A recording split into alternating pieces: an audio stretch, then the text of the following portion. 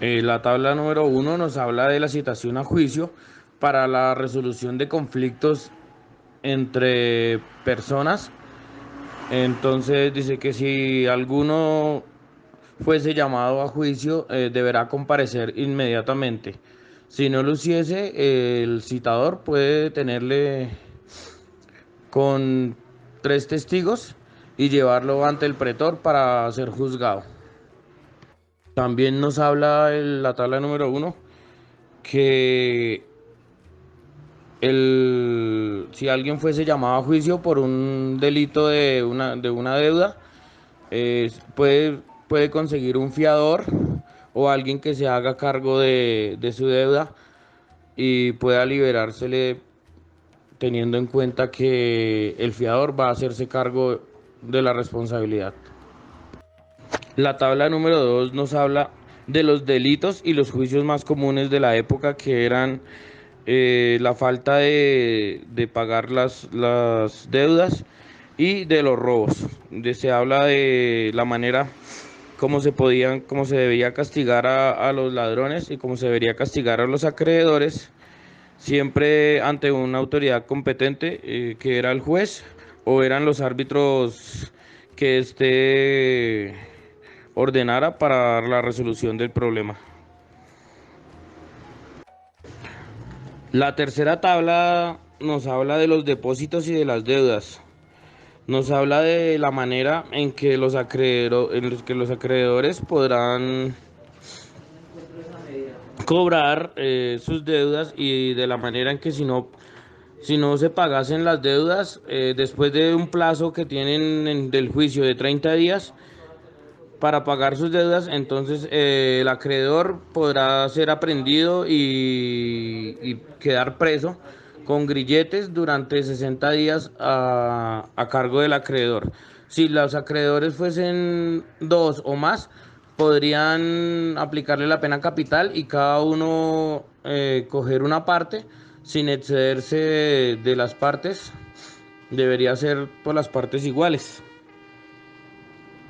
A menos de que algún fiador o algún rico se hiciera responsable de la deuda y le perdonaran la pena capital al acreedor.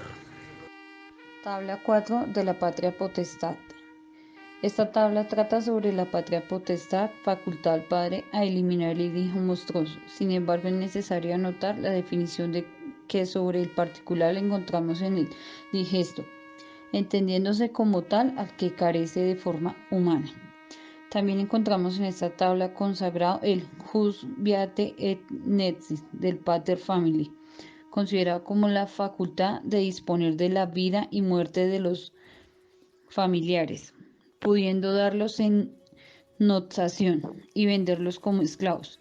Es lógico suponer que este no fue un derecho absoluto, sino que estuvo regulado por la opinión pública, de modo que los castigos impuestos por el pater siempre tenían un motivo justificado. Tabla 5 de las herencias y las tutelas.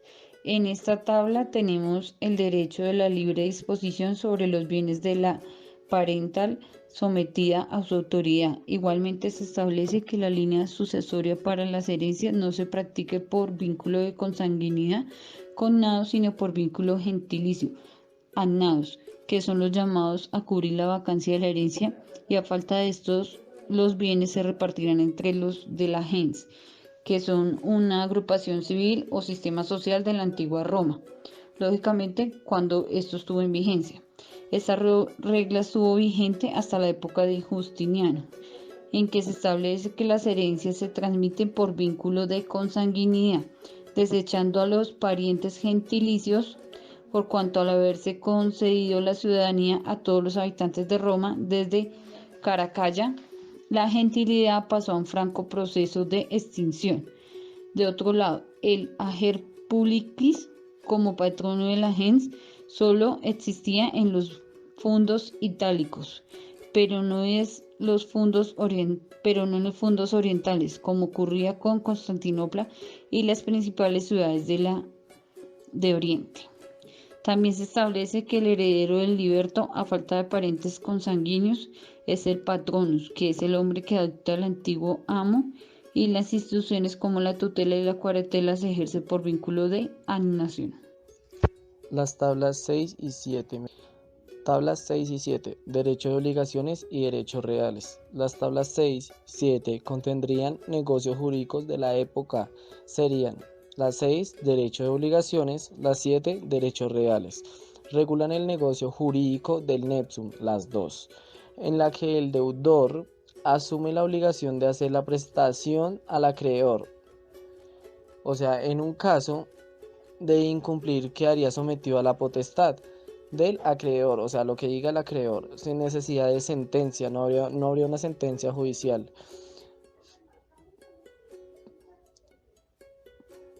En la que el deudor también regulan la stipulation o sponsi, en la que el deudor asume la obligación de hacer, o sea, tiene que hacer una obligación de hacer la prestación al acreedor, o sea, debe haber una prestación al acreedor.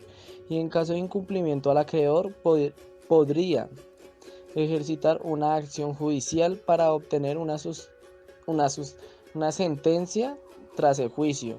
Habría una sentencia después durante el juicio. En el campo de los derechos reales se regularían negocios jurídicos que hacían posible la transmisión de la prioridad de la capital, de medios de producción, capital, trabajo, fincas, edificios, esclavos, animales y carga, etc. Estos negocios estaban rodeados de solemnidades. El mero contrato de compraventa, antes había una compraventa, no bastaba para transmitir la propiedad, o sea, no bastaba para transmitir, o sea, lo que iba a tener de cosas importantes, por lo que había que realizar una de estas dos negocios. Habían unos dos negocios para que la prioridad se transmitiera de modo pleno. La usucapio consistía en la adquisición de la propiedad de buena fe por el paso del tiempo y con justo título, 2 años para bienes inmuebles, o sea, 2 años para los bienes inmuebles, 1 año para bienes muebles, o sea, solo los bienes muebles. En la tabla 7, además se obtendrían normas relativas, algo relativo a relaciones de vecindad entre fincas, o sea, habría vecindad entre fincas.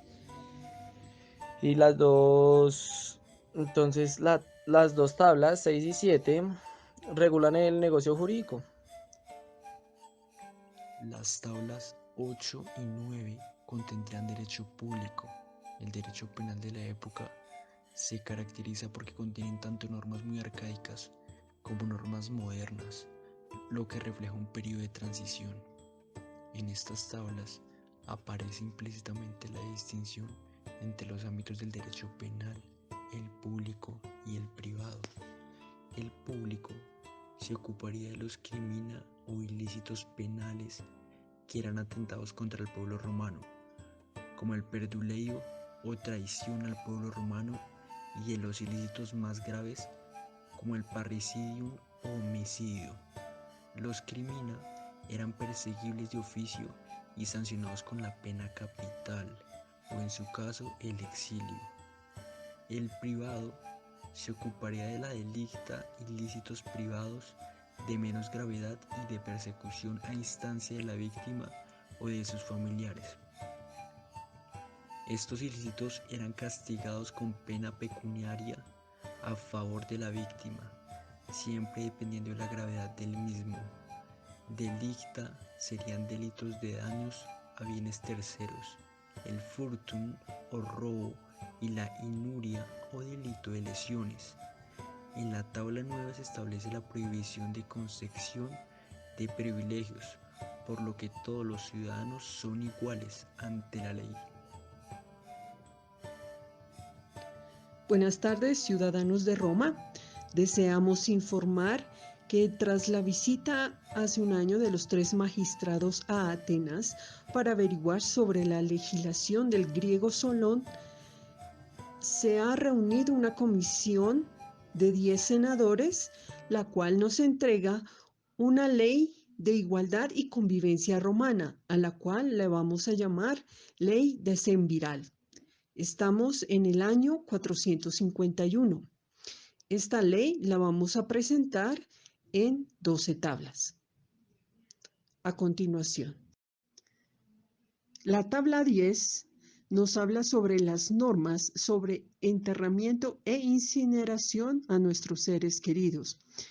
Esta tabla habla sobre el derecho sacro, la prohibición de incinerar las personas en sitios públicos, esto por cuestiones de salud y para evitar incendios. La tabla número 11 y 12 nos está mostrando la prohibición de contraer matrimonio mixto, es decir, matrimonio entre plebeyos y patricios. Los senadores están en duda sobre estas dos últimas tablas, ya que han generado muchos conflictos en la ciudadanía.